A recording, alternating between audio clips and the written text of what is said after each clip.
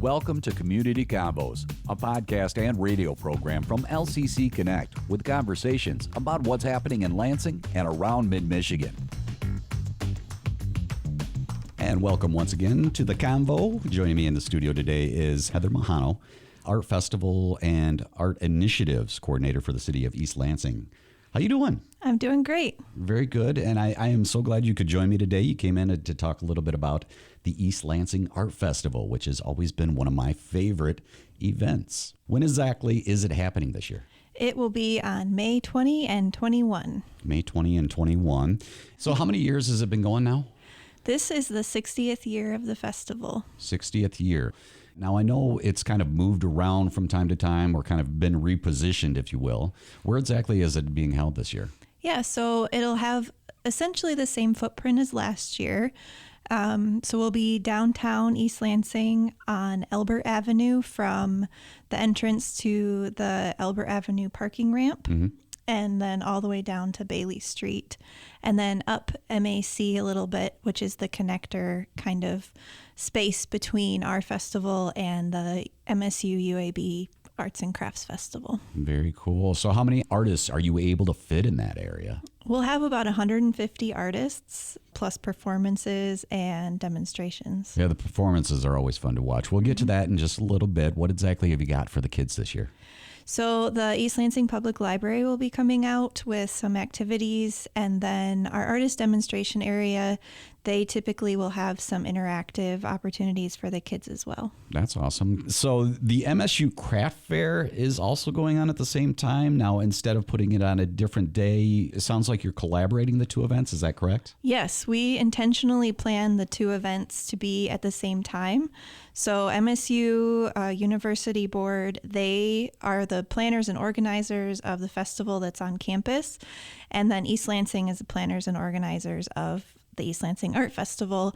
But we really enjoy having one ginormous event that people can come down and spend the whole day or even the whole weekend participating in. Very cool. And I know that East Lansing has made great efforts to increase the areas that parking is available. So is that usually a concern as much as it used to be in the past, or is it pretty easy to find a spot to park the car? Yeah, so there'll be plenty of parking downtown in our parking ramps.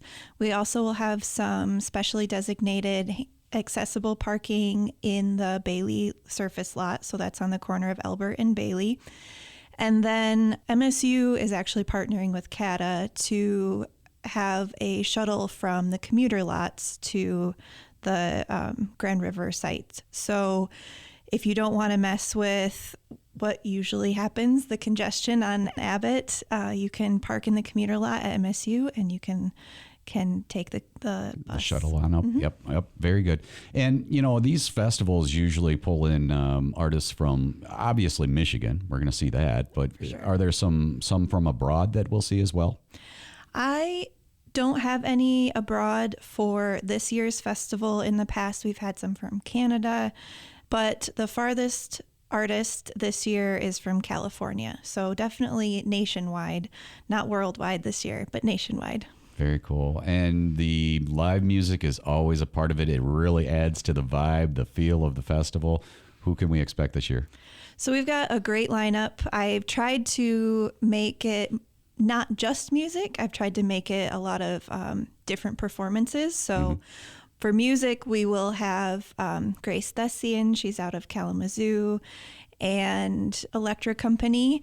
They kind of have a lot of different sounds and they encourage dancing, and so that's fun. But then we also have a magician and we have a ballet performance, and we have the MSU School of Theater is doing a theater production both mornings to start off the day. And we also have Megizikwe, who is our Indigenous dancer. She'll be back again this year. Very cool. She's very popular. Yeah. So a little bit of everything. What's new this year? New this year, we actually will, at the artist demonstration area, we'll be hosting Jenna Wood, and she is a Indigenous basket weaver, and she also dabbles in clothing as well out of indigenous materials. So she uses a lot of black ash, and we're really excited to have her. And the East Lansing Arts Commission Cultural Arts Grant is actually what allowed us to bring that in. It's getting closer, and I know you've probably got a lot of the volunteers filled up, but are you still looking for anybody to assist? Yes, we still need a few volunteers. We have positions all 3 days from setup to tear down. We especially need help with the tear down end of things on Sunday. So from about 4:30 to 7 on Sunday, we need some extra help with getting the artists out of the festival site safely. And then we still have other sites or spots available as well. Okay, and then usually there's a perk or a thank you to becoming a volunteer. Is there anything for this? Definitely. So Yeah. you get a free Art Festival t-shirt and access to our artist kind of lounge office area. So snacks, drinks, that kind of thing. Very cool. And since you mentioned the snacks, I got to thinking about it. And what about vendors? There's always some good food down there at the art festival. Yeah, we're really excited to continue our food truck food court this year. So we've got some local food trucks that you may recognize with Tante and potentially Picnic. But then we also have some other ones with melted, so grilled cheese and fire and rice. And then we also have the standby staple of Melting Moments will be there with their ice cream. Oh, always. Again, the website is elartfest.com if you want to get more information on any of that. Heather Majano, the Art Festival and Art Initiatives Coordinator for the City of East Lansing. Thanks so much for coming in and joining me. Thank you for having me.